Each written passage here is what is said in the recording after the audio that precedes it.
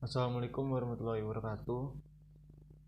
Eh, izin perkenalkan diri terlebih dahulu. Nama saya Yusril Ismail Syahzain dan teman saya Fikri Kailan.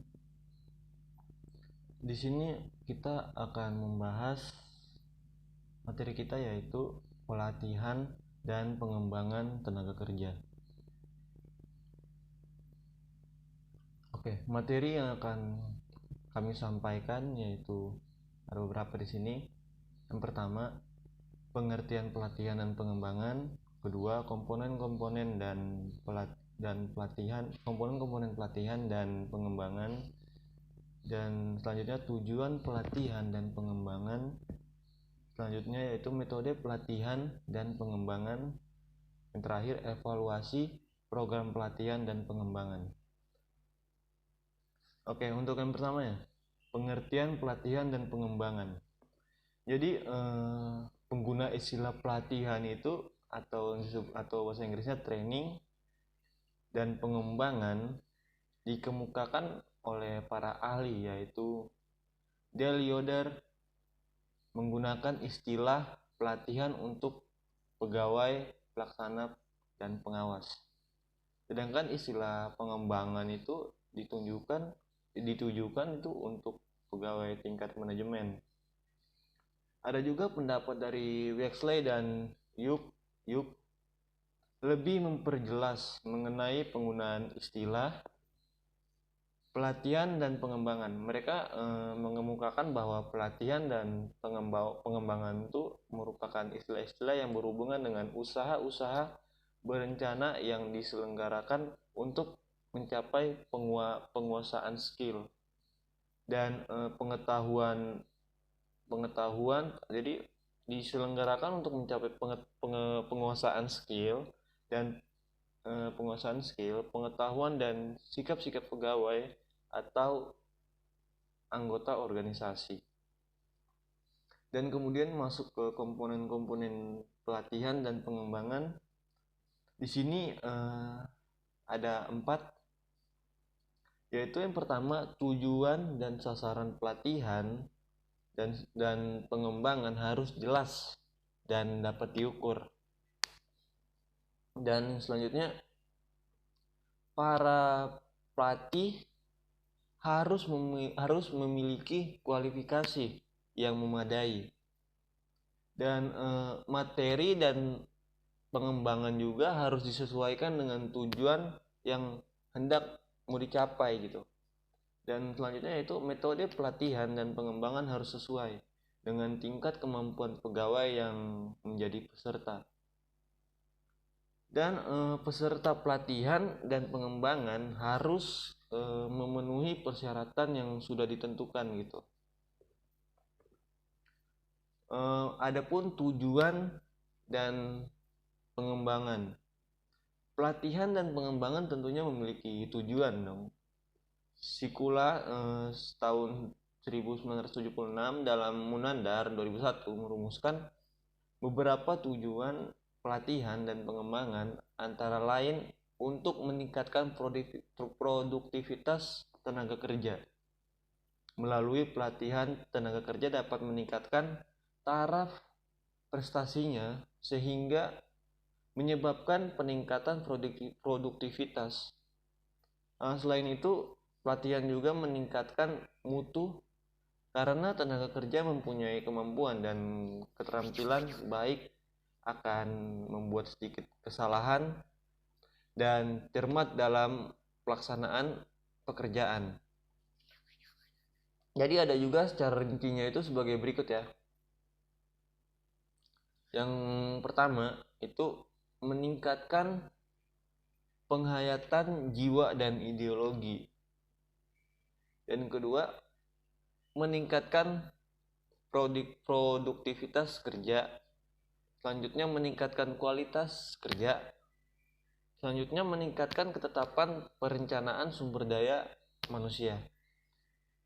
Dan meningkatkan sikap moral dan semangat kerja.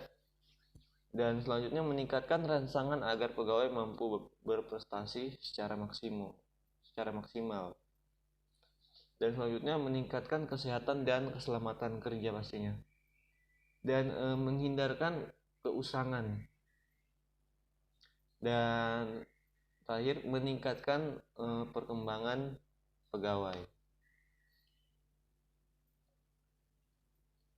Dan materi selanjutnya akan disampaikan oleh teman saya, yaitu Fikri Kailan.